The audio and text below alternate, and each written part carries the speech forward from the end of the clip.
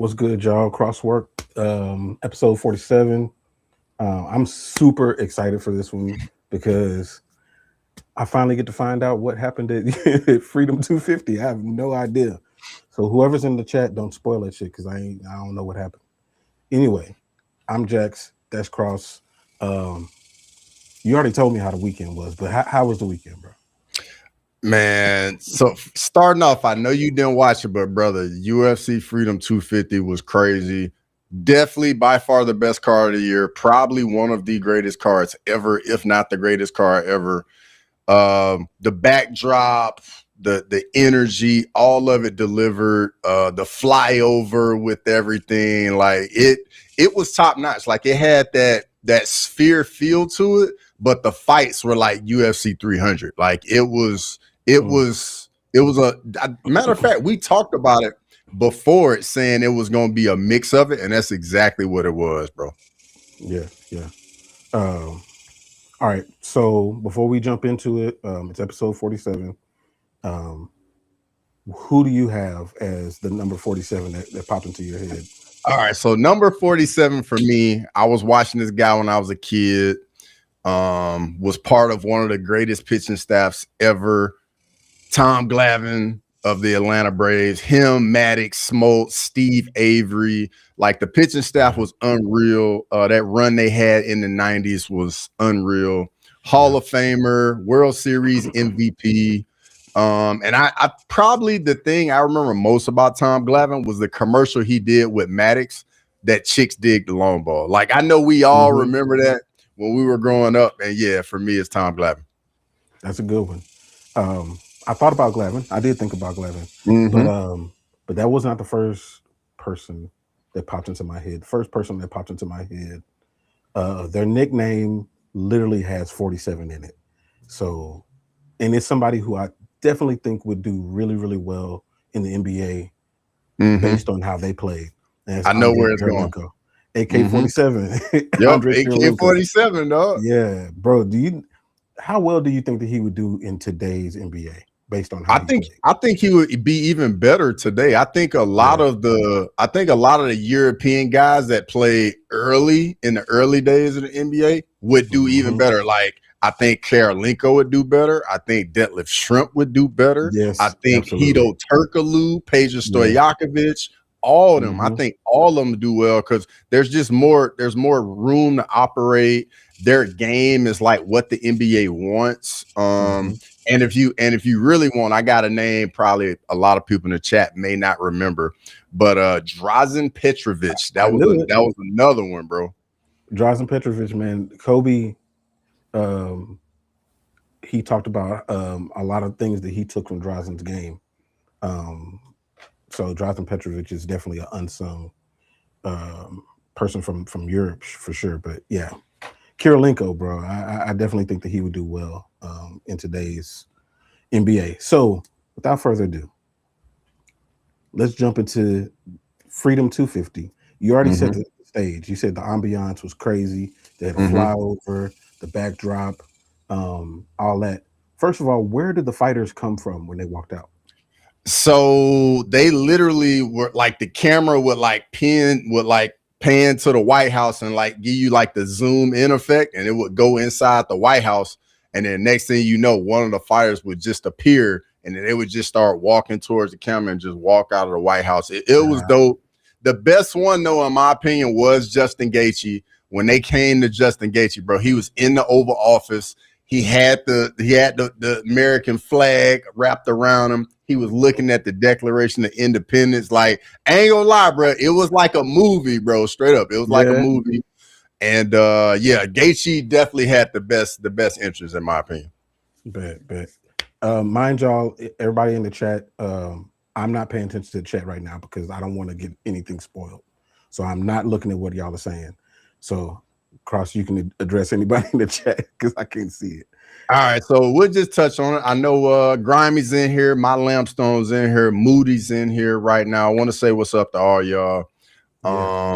Yeah, we can pretty much get into it off the rip. All right. So I will start. I'll start. So in the main event, you know, Justin Gaethje, Ilya Taporia. Wait. Like, huh? Start at the beginning. Start at the beginning. All right. So first off, it got pushed back. It got pushed back an hour because of the weather. So it got pushed back an hour. So it was already later than what it was supposed to be. And I mean, bro, I'm not gonna start with the appetizer, bro. I'm gonna get right to the main course. But bro, the main event, Ilya Taporia, Justin Gaethje, 100% delivered, bro. It was a war. It was exactly what we expect out of Justin Gaethje. Starting to fight, really, man. Like it was kind of like we saw a different Ilya Taporia. Like we wasn't seeing a lot of the head movement. We wasn't seeing him like, you know, getting off the center line. None of that, bro. Like he literally was just marching straight forward right at Justin Gaethje. And bro, Justin Gaethje, we saw fight Rafael Fiziev that used his jab a lot. Bro, that was the Justin Gaethje that fought Ilya Taporia. And he just kept that jab in Ilya's face the whole fight. Came out, Gaethje won round one, used a lot of jabs. There were hardly Gaethje used no low kicks like the whole. I think he maybe landed like 2 low kicks the whole fight. Yeah, because that's easy to counter. You can easily counter that. So he used no low kicks, and the jab was probably his most effective strike of the fight, the whole fight. He wins round one. Then round two comes out, and Ilya starts to get the Gaethje. He starts to touch him, and then all of a sudden, Ilya start ripping these body shots, and he drops Gaethje with a left hook to the liver, and then Ilya dives on him, jumps on him, and he trying to finish him, and they get tied up, and then Ilya goes for a triangle, a mounted triangle, and he tries to go for an armbar. Doesn't get either one of them. Gaethje survives a round. We go to round 3. And when round 3 started, you was like, all right, Ilya should be in a better position right now to get after him, see if he can finish the fight. And that time on the ground where Ilya couldn't finish Gaethje was able to get his second win, come back out, and then he just started peppering Ilya with that jab all over again. And like at that point, like Ilya started to slow down. It kind of looked like he emptied the gas tank to try and get the finish because his output went way down in round 3. And Gaethje was landing some massive uppercuts. Like he was doing this little move where he would like feint like he was going for a single or double leg, right? Or a single leg. Ilya would try and get his hips away. Gaethje would do the single collar tie that he loves to do, and then clip Ilya with an uppercut. The DC. And bro, it was working. It over and over, it was working. So then the end of round 3, the doctor come in because Ilya's face is torn all the way up, bro. Like his eyes basically closed. He can't see none of that. The doctor comes in and the doctor's like, nah, he can't see, it's over. Mark Goddard, Ilya's like, no. So Goddard goes up to him. He started talking to him. They brought another doctor in, and the other doctor's like, nah, we gotta let him fight. Like this, the main event. It ain't gonna be a doctor stoppage. So they come back out round 4. Round 4 looks just like round 3, basically. Ilya's getting beat up. You ain't ever seen Ilya take so much damage and punishment ever in a fight.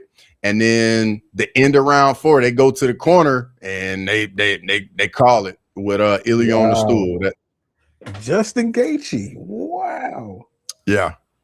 Bro, man, that's crazy. Bro, phenomenal fight. So then co-main, Ciryl Gane, Alex Pereira, they come out, and I'm gonna be honest straight away. So you already can tell, man, Ciryl Gane is so much faster, like noticeably faster, and he just peppering Pereira with that jab. And Pereira ain't really landing much, like the inside low kicks. I think he landed like a couple, and then Gane checked one. And then Pereira was trying to land the lead outside low kicks. Wasn't really landing many of those, but Gane was landing a lot of inside low kicks. And like I said, man, the footwork and the jab and the feints, he was just peppering Pereira, dog. Alex had no answer for him. He makes it out of the first round. and they go into the second round, man. Like Gon just stayed right with it. But I will say this though, like he throws a jab, and like Alex is coming in to throw something at the same time. So like he gets intercepted by the jab, drops him. Pereira's badly hurt. Then Gon just swarms him and like hits him behind the head probably like 10, 12 times. I ain't even gonna count. Hit him behind the head a bunch of times. Bro, you gonna see it when you go back and rewatch it. Hits him behind the head a bunch of times. Alex is going for a single, trying to get back up, and Gon is still peppering him, right? Alex gets back to his feet, and you can tell when they break free, like he ain't really there. And then Gon lands a right straight, big left hook. Like Alex just rocks him big time, and then the ref jumps in, stop the fight. It was a standing TKO.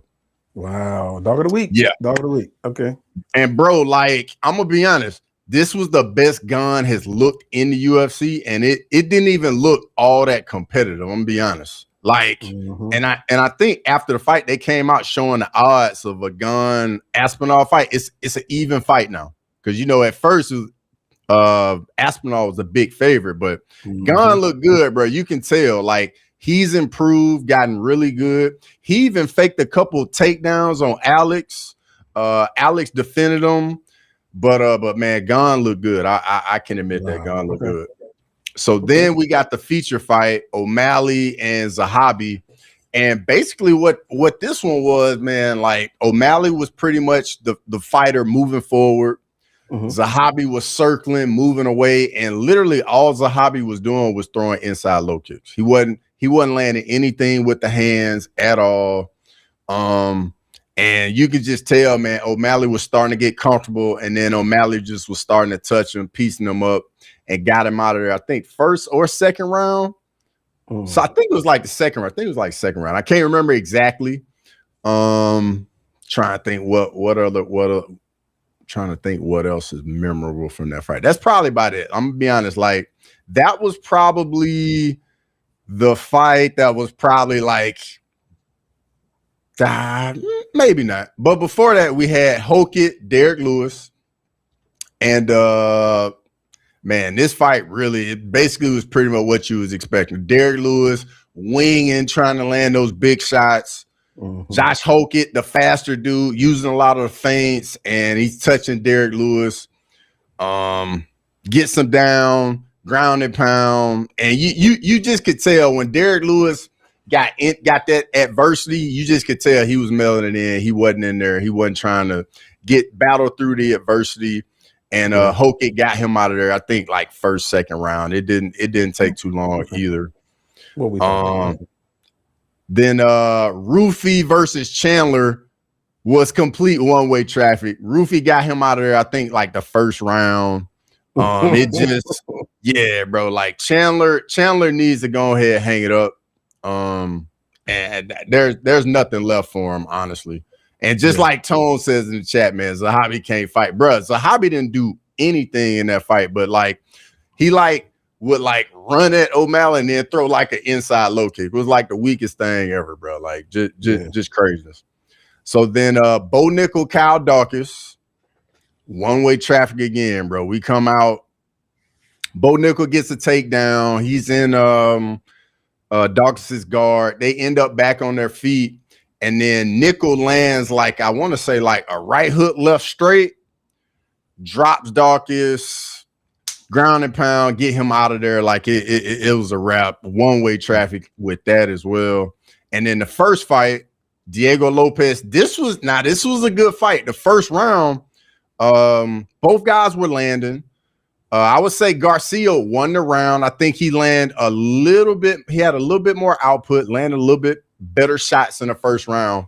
And then round two starts, they come out.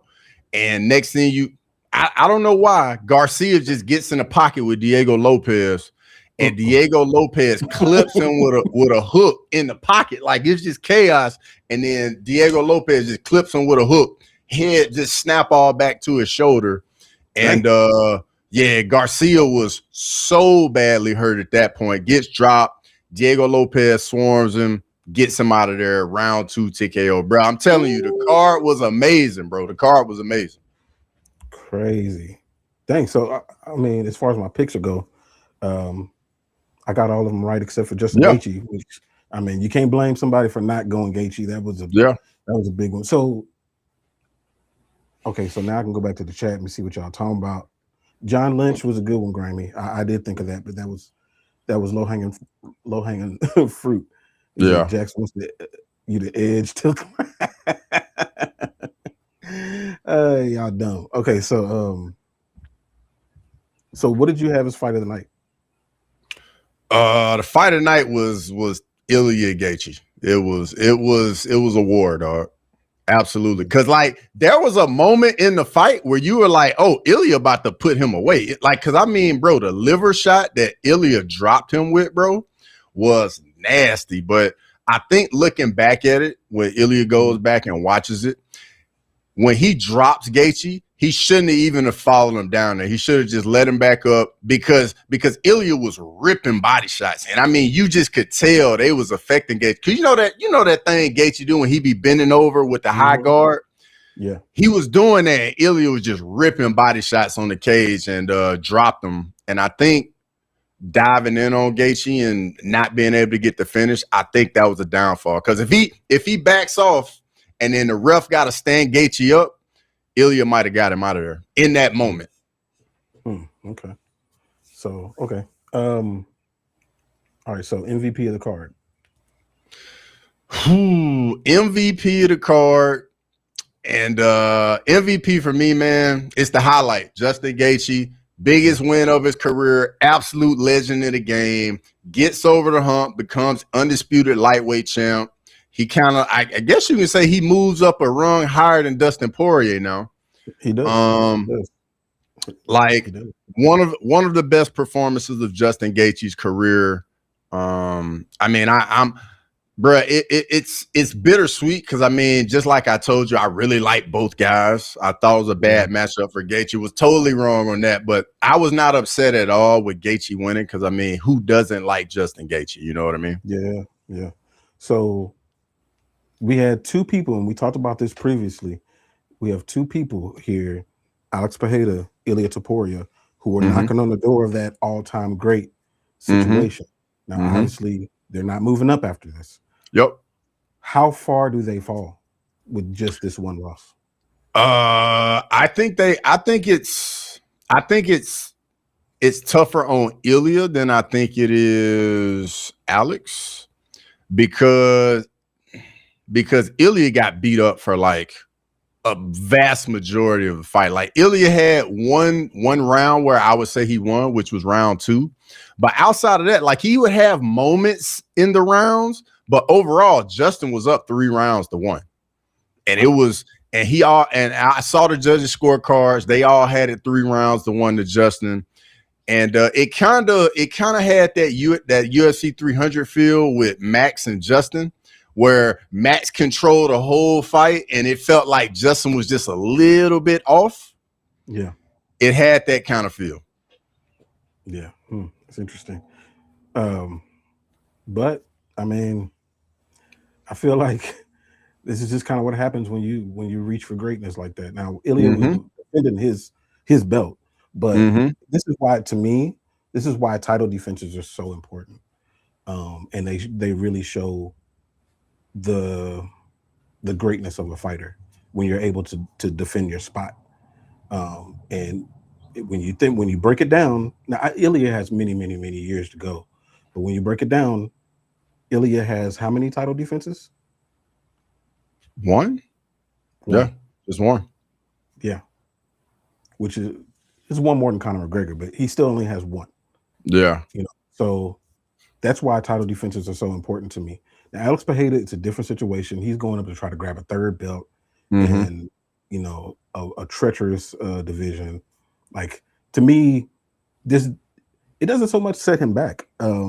It's just you might feel differently when you watch, because I mean, bro, like Alex did not land anything, bro. I think he landed like maybe like a couple body jabs here and there, like 1 or 2 low kicks, and that was pretty much it, bro. Like he didn't really get a chance to land much because Gane took control early, and he just dictated the pace to Alex and just controlled the fight, honestly. Yeah. So whose stock went up the most to you? Stock went up the most. I'm gonna go with Ciryl Gane. Like, to go out and have that performance against Alex Pereira, I think a lot of people are gonna pick him against Tom Aspinall when they had a rematch now. And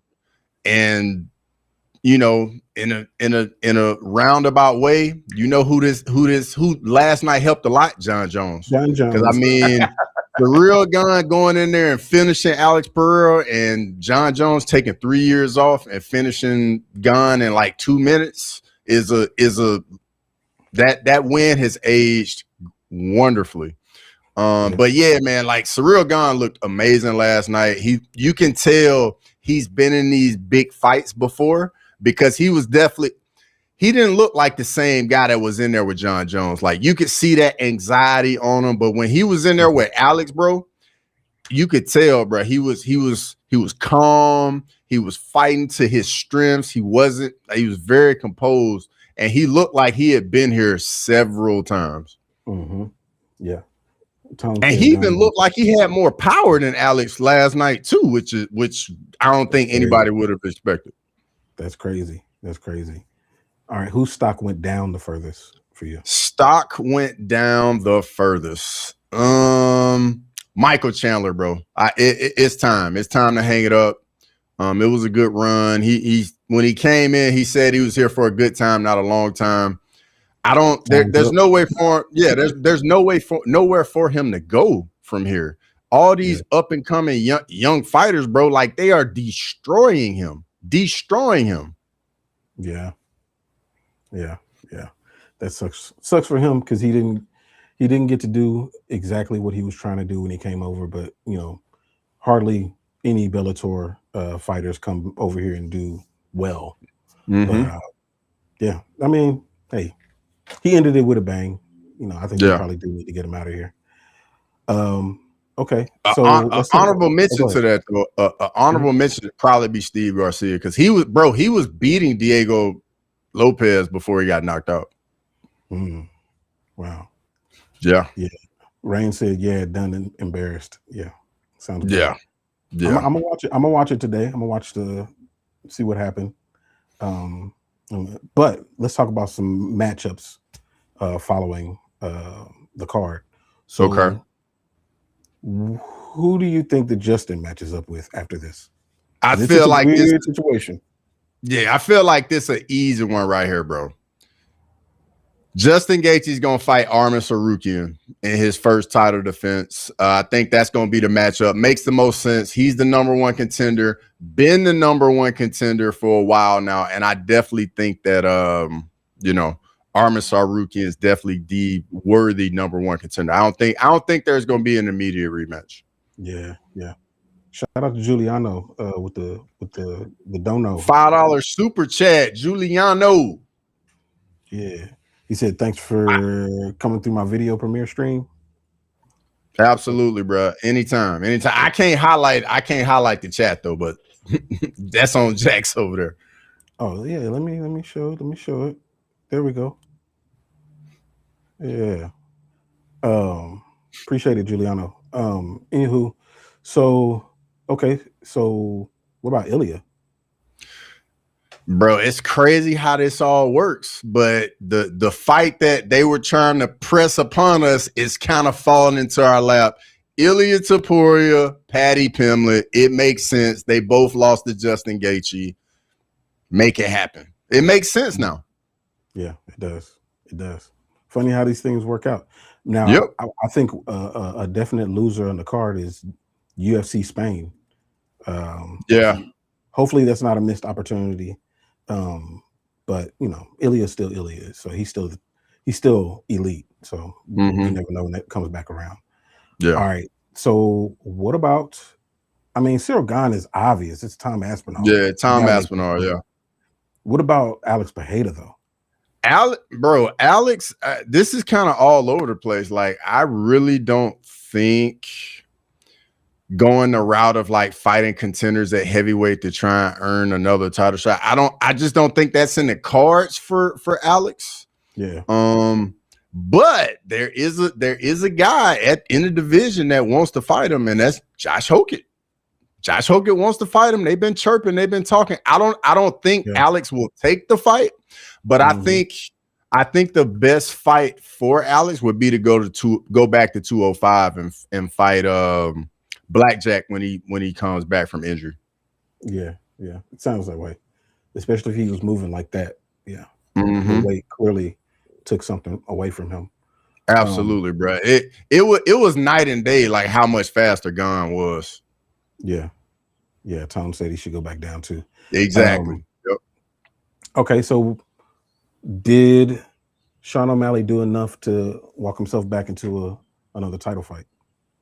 No, he should not. He should not get another title fight. However, he should be in like a title eliminator in his next one. So I personally think the right matchup for O'Malley, because I know, like, you know, Umar's supposed to be fighting, I think, Son Yadong in Shanghai. But let's say that fight doesn't happen, or if it does happen, I think O'Malley should fight the winner of that. But if it does not happen, I think he should either fight Corey Sandhagen. But I think Sandhagen might be booked, if I'm mistaken. Yeah. Somebody in the chat, let me know if Corey's booked. But if not, give him the Umar fight. I think that makes perfect sense. The winner of that fights the winner of Yan Marab. Yeah, no, I like that. That does make sense. It does make sense. Yeah, Grammy. Everybody wants to see that Sandhagen fight. Yeah, but does Sandhagen have a fight though? I heard he had one though. I thought he had one too. I thought he had one too. I haven't heard anything else about it again. Y'all let us know in the chat if he's already booked.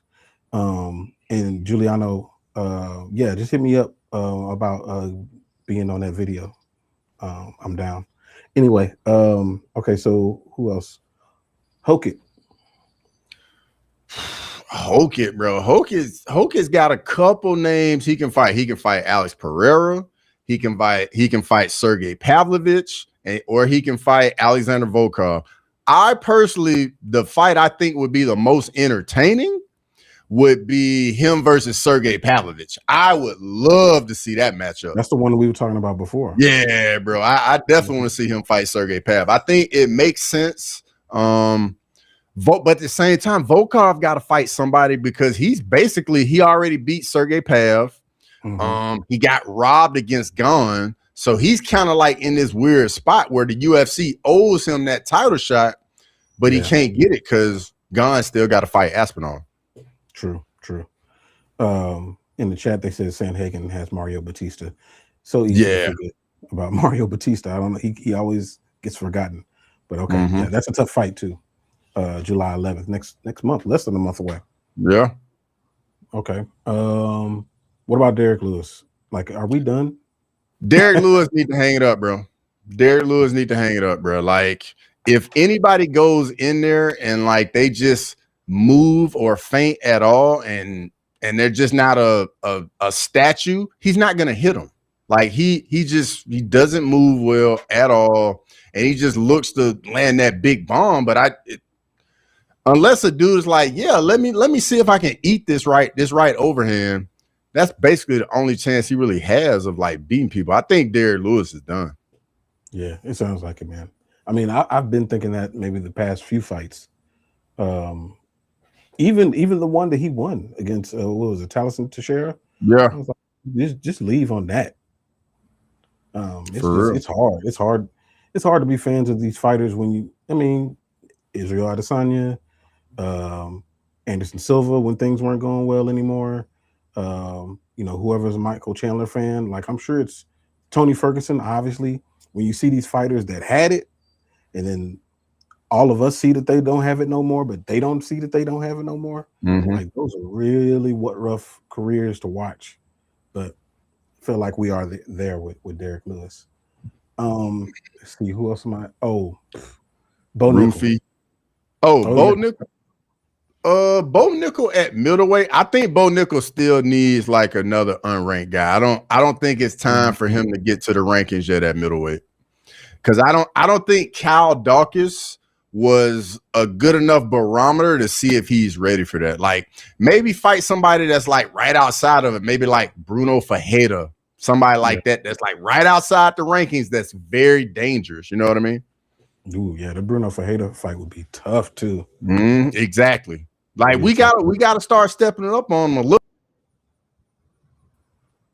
If he's that guy. Yeah, I agree. Okay. Rufy. Mauricio Rufy. So this one's tricky. So Rufy is currently at number 9 right now. He may or may not move up tomorrow. We'll see.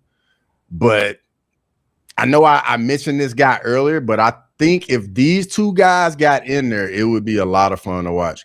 But I kind of want to see Rufy fight Patty Pimlet. But if not, though, I think a really good scrap would be him versus Dan Hooker. Ooh. Yeah, I think that would be I think that would be must-see TV, him and Dan Hooker, dog.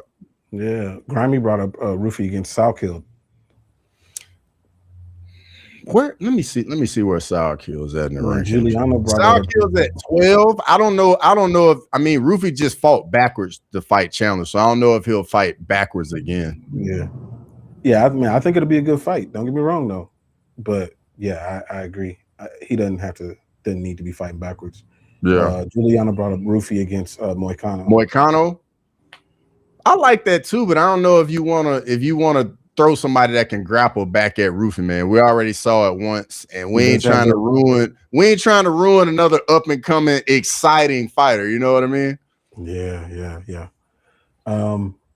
Let's see, who am I missing? What's going on? Diego Lopez. Yes, Lopez. He's in a weird position.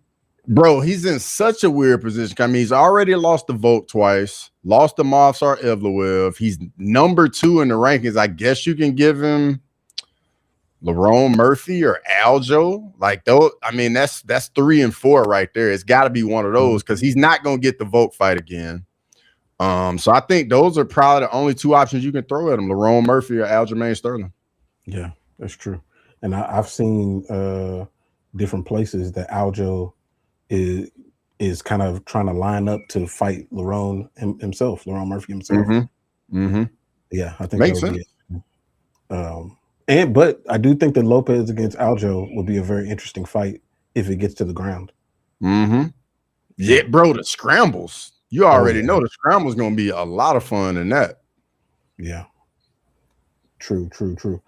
Giuliano said, he's talking about Rufy. He got to prove he can sprawl. Joshua Van had to. I mean, exactly. True. That's true. That's true. He already proved he couldn't sprawl one time. I don't know if he ready for it yet, though. I don't know if he ready to go back in there with a grappler that quick. Grimy said, I think the Murphy fight is the one to make. Yeah, it makes sense. It definitely makes sense. And then Aljo's kind of going to be the odd guy out at that point. You know what? Gene Silva need to fight, and Yair Rodriguez need to fight somebody. Those 2 dudes need a fight. Yeah, specifically Yair Rodriguez. Yep, 100%. He's sitting there holding that spot. I don't know how he's getting away with this. Jay said it's wild to me that Lopez weighed in 155 for backup to Ilya Justin. I heard about that. He did it. And Giuliano thinks that Lerone beats Diego.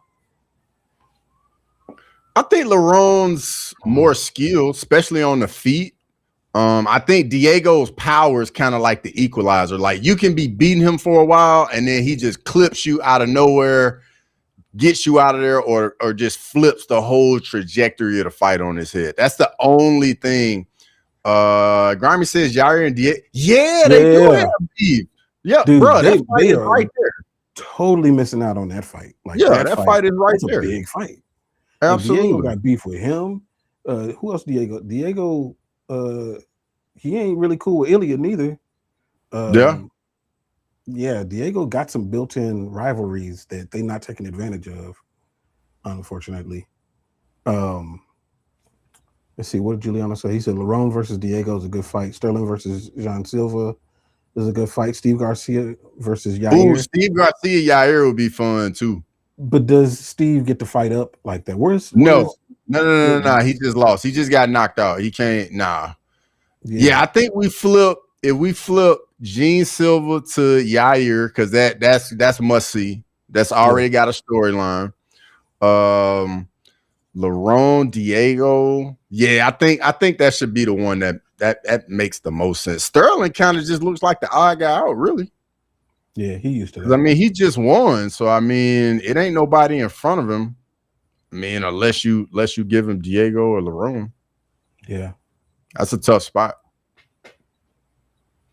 Arnold Allen Oh, versus Arnold Aljo. Allen. Yes, we forgot Yeah. about Arnold Allen. Arnold Mhm. Allen, Aljo. Hey, Gilly, I like that one. I like that one. Yeah, that would be a good one. That would be a good one. Okay, cool. I think we matched them all up, man. I'm gonna watch it tonight, y'all. I'll probably watch it in its entirety. I'm not gonna watch the chopped up fights. I'm just gonna watch the whole thing and see how that goes, knowing what happened. But very And you definitely surprising. and you definitely got to give me your summary once you watch it, because I'm curious to see what you think once you actually see it. Yeah, yeah. I definitely will. I definitely will. All right. So from one major event to another one, the New York Knicks Yep. are NBA champions. That is not something that I thought I would say anytime soon, but um, I mean, even heading into the series, we talked about how OKC versus Spurs, like that's the real NBA finals. But Mm-hmm.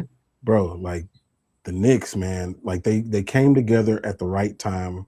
Everything started to click, and you finally saw the youth in the San Antonio Spurs. Yep. And it didn't come up until the very end. But Mm-hmm. I know you live stream. You've been live streaming like crazy this past Yeah. week and a half. But Mm-hmm. what did you? And I didn't watch the live stream only because my when I was watching it, I was actually watching it. My thing was behind. Okay. And I was spoiling it for you. So I was like, I can't watch. Yeah. Yeah. I got you. I got Yeah. you. But So yeah, go ahead. I mean, getting into the finals, like just like you said, I mean, the Knicks first title since 1973, phenomenal story. Really though, I think this series is more about the Spurs. All 4 games that the Knicks won, they had to come back from a double-digit deficit. Yeah. To me, game 4 was when the series was done. When they came back from 29 down and got that win at home, I was like, yeah, the series is done at this point.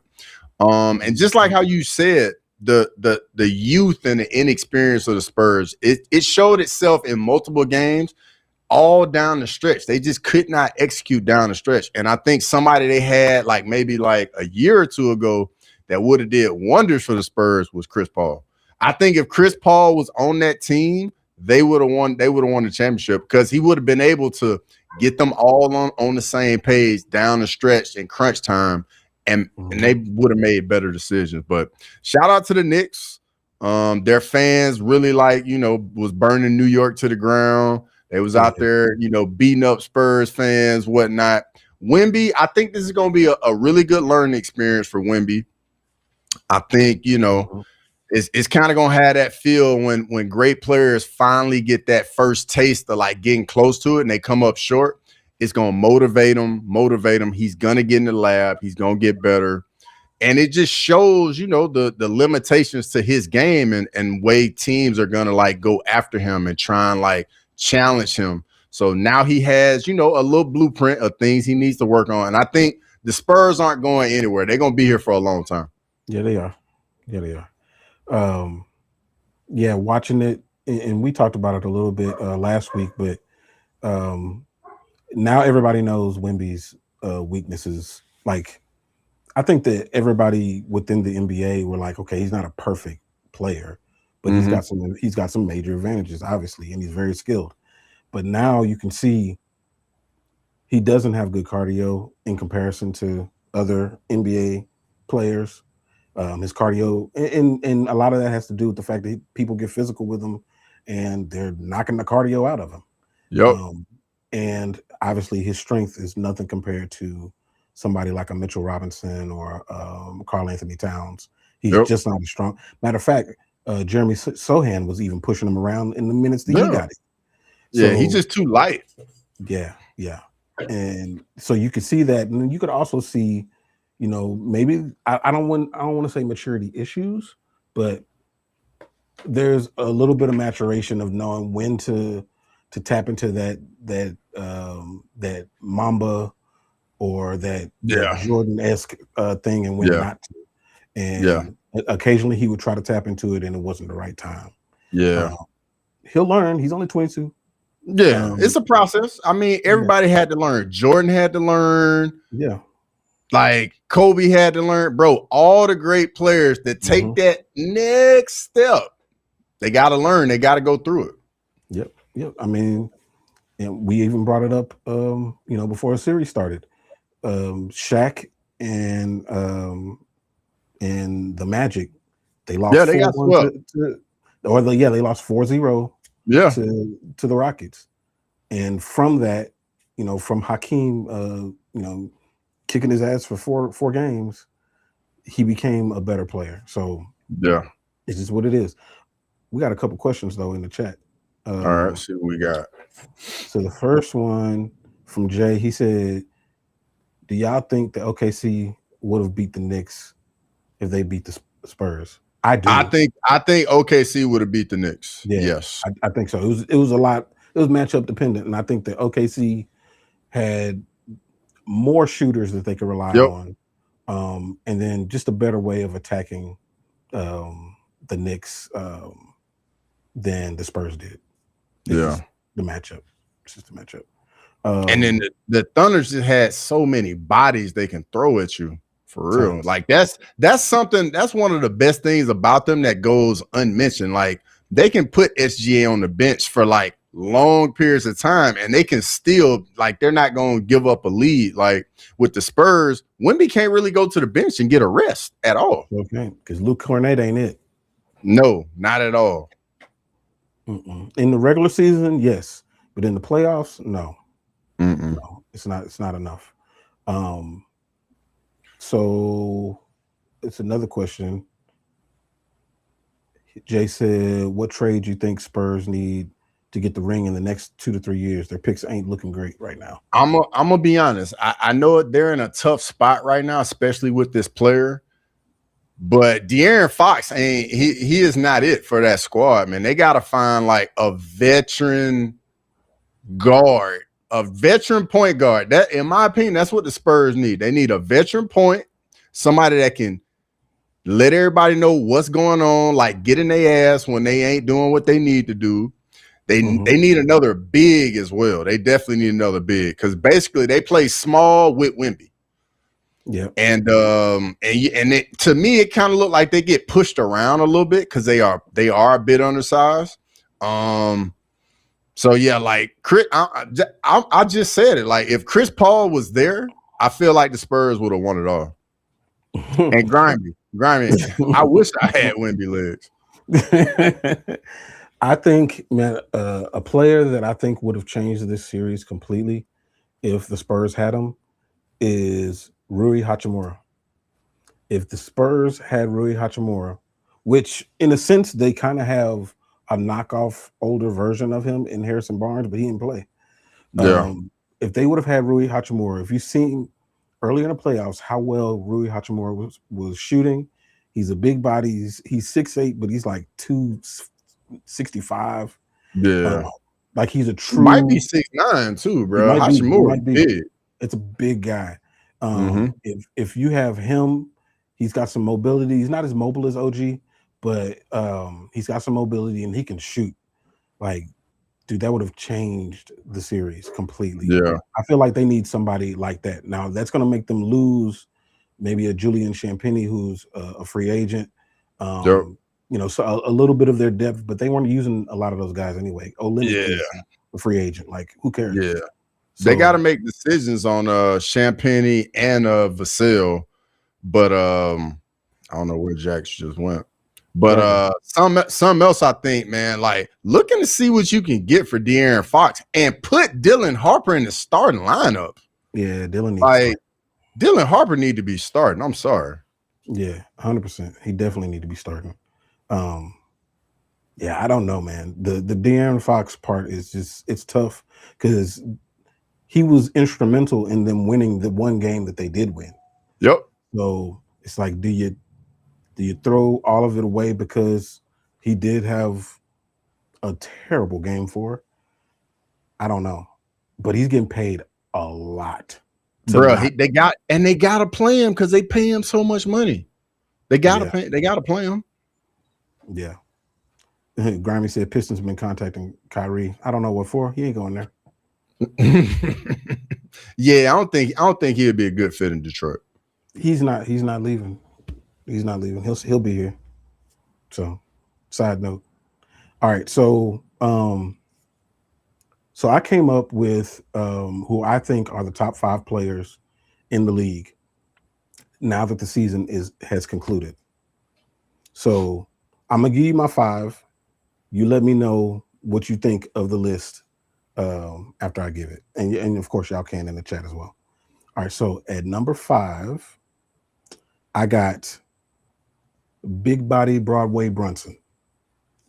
I got Jalen Brunson. Really? Yes. Okay. I did.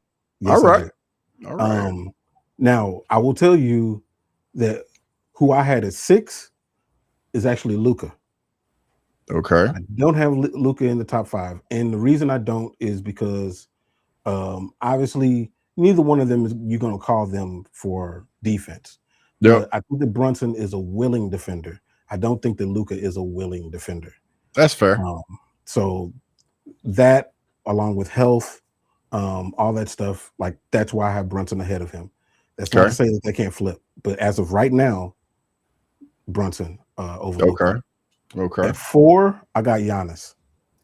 He hasn't been healthy either, but you can't deny everything that he gives the team when he is healthy. When he was playing last year, over 30 points a game, over 11 rebounds a game, still a plus defender. I can't leave him out of the top 5. I got Giannis at 4. Okay. At 3, I got Victor Wembanyama. Now, leading into the finals, I had Wemby flirting with that number 1 spot. But after everything that I've seen, he still has some room for growth. And being at number 3 and being 22 years old is not bad. Not bad at all. Not a bad spot to be in. Not at all. At number 2, I got Nikola Jokic. That's what I thought you was going to say for 2. Yeah, I got Jokic at 2. I still think that he can wreck a game plan. He's too versatile. I think the failures of his team were not because of him. I think it was more, he eliminated the fact that you need a full team to win a championship. It can't just be one guy. And then last, I got the 2-time MVP, SGA. Another person who I think that this was matchup dependent, and they ran into the Spurs at the wrong time, and the Spurs have their number, but they did make it a series. But I still think the SGA is the best player in the league right now. Bro, Jay, we might have to put you in timeout for that, dog. He said LeBron number 1. Just kidding. Yeah, nah. Okay, so what do you think about those? I'll say this. 1 through 4, I got no issues. 1 through 4, no issues. 1 through 4. My Brunson issue is he's such a liability defensively, bro. If you are the star player and you are getting subbed out offense, defense down the stretch, something ain't right with that. Something is not right. Your best player should not be getting subbed out offense, defense down the stretch. I'm sorry, should not happen. Who would you put there instead? Now that's where it gets tough. I think when he's healthy, this spot is tough. It's kind of like a couple guys, but I think overall, I probably would go with Luka. Even though he don't play no defense either, but I just think offensively, if you can just throw Luka the ball and Luka can get you a bucket. Brunson, like you got to screen and roll. You got to get the best defender off of him. In my opinion, even though he can still get himself a bucket, like I know a lot of times he want to get that high screen and roll, get a switch, and go to work. I like Yep. Luka because you can just toss him the ball. He don't need no high screen and roll. He can do whatever he need to do, and he can get you a bucket. True. But True. it's like splitting hairs. It's like splitting Mm-hmm. hairs. Yeah, I mean, and that's kind of the way that I was thinking of it too. I originally was like, oh well, yeah, it's Luca, but then I was like, but is it Luca though? Is it? Yeah. Yeah, no, that position is that spot is really tough. But 1 through 4 to me that's a lock. It's those 4 Yeah. guys. Yeah. Cool. Grimy said he almost said Curry at 5. It's interesting that you say that. You know, Steph Curry is what 37 years old. I think I still have Steph Curry in my top 10. Like I do, bro. He's still that good. Yeah. Curry's still good. that guy, bro. Yeah. I probably still had KD in the top 10 too. Yeah. I think Ant would be in my top 10 as well. Yeah. Yeah. Yeah. I like that. You want to talk about this weekend coming up at all? Yeah. So now that it's safe, let me pull up the card. Man, dude, it was so hard to like not see UFC stuff. Bro, trust me, I know it is. I wouldn't want to do that to myself. Like, I tell people all the time, like, if I'm going somewhere, like, I'm gonna have the fights on going on my phone. Like, I don't care. I'm sorry, the fight is on the phone. So everybody around me for the most part knew that I wasn't watching it or whatnot. And it's really easy for me to kind of unplug because there's a lot of people around me that don't watch mixed martial arts. Mm-hmm. But so my stepdaughter's on the phone with her dad, and her dad is watching the card, and he's on speakerphone, and he's like, "Hey, Jax, are you watching the fights, man?" And he's about to start talking about it. Yeah, I was like, "No, get him off the thing!" Like, I was like, dude, it was nuts. He said, "Can Curry check a calf kick?" Probably not. But yeah, let me pull up this card real quick. Okay, so we got Manel Kopp against Kyoji Horiguchi. Yep, banger. Definitely a banger. What's your initial thoughts going into that fight? I mean, this got to be a #1 contender fight, right? 100% is a #1 contender fight. I think this might even be a rematch. Like, they fought in Japan like years ago, I think maybe. Yeah. Okay, so we got that element. Horiguchi, since coming back into the UFC, dude has looked like a man on fire, bro. He has looked so good. And we're gonna see if he can carry this momentum and get past Manel Kopp. Because if he does, he's definitely getting a title fight. I like Horiguchi, the speed, like he blitzes in and out, but at the same time, man, he giving up 5 inches in reach to another striker that's really fast, Manel Kopp. So we're gonna see how it goes, but I'm expecting that would be a lot of fun in the Apex. It's crazy going from the White House to the Apex. Yeah, that's kind of a letdown a little bit. So Ian Cutelaba against Navajo Sterling. Yeah, for me, Cutelaba, like, I felt like for a little while, like he started getting things going in the right direction, and then he got tripped up against Modestas Bukauskas. Submitting Umar C was kind of like the big shock. I don't think a lot of people really saw coming. But the thing with Cutelaba, man, he kind of just makes things ugly. Like, if you get in there with him and like you are not on it, like, he will make it a tough night on you. But I think Navajo Sterling gonna try and keep it at range, use the low kicks, and look to get him out of there because Cutelaba gonna try and close the distance and grapple because that's what he wants to do. But if Cutelaba gets his hands on Sterling, he gonna give Sterling some problems. Yeah, I think so. But I expect Navajo Sterling to win it and win it impressively. Yeah, that's what his trajectory is supposed to be. All right, so Vinicius Oliveira against Andre Feely. Yeah, I think that's just gonna be a little tune up for Oliveira coming back off the Bautista loss. I think they just throwing Philly in there to get Oliveira back on the right track in that matchup, honestly. Yeah. I expect a knockout in that one. Hyder Emil, Christian Gonzalez. Bro, this the one I'm really looking forward to right here, bro. Hyder Emil is always exciting when he gets in there. He ain't in there to play around. I know they both guys have lost their last 2 fights. Yeah. But yeah, both of them need a win badly. I know with C-Rod moving up to featherweight, it's been kind of hit or miss for him up there. But man, Hyder Mill is just so reckless on the feet, man. Like he just gets in your face and makes it a dog fight, really. So this one got potential fight of the night for real. Yeah, man. I like the way that the Hurricane Hyder Emil, like that moniker is very appropriate.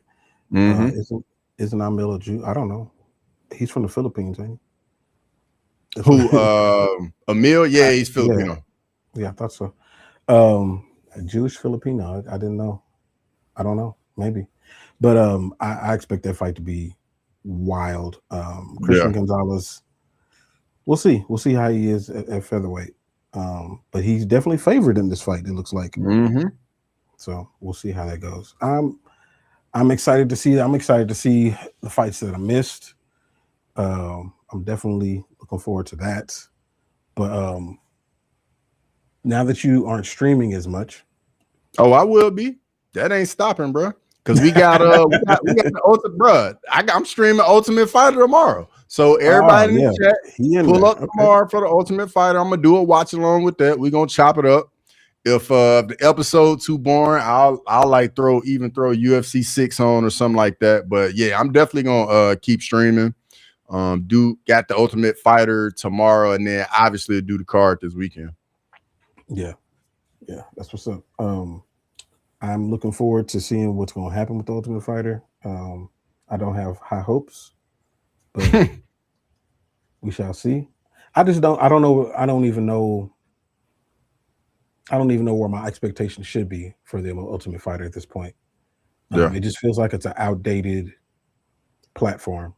It is. I personally think the Ultimate Fighter should be replaced with, we should get another thing in Contender Series, honestly. Yeah. The coaches for Contender are DC and Bisman. Yeah. And useless. I'm not exactly sure on the time. I gotta look that up, but I definitely will be streaming it tomorrow though. Yeah. Oh, shout out to Grimy with the super chat. You read that? Yeah. He said Crosswalk streaming so much because he got fired. Thank you for supporting him. Somebody got to pay these bills. I appreciate it, Grammy. I appreciate it. Yeah. All right. So yeah, I'm gonna watch the card. I'll let you know how it is, or at least my thoughts on it.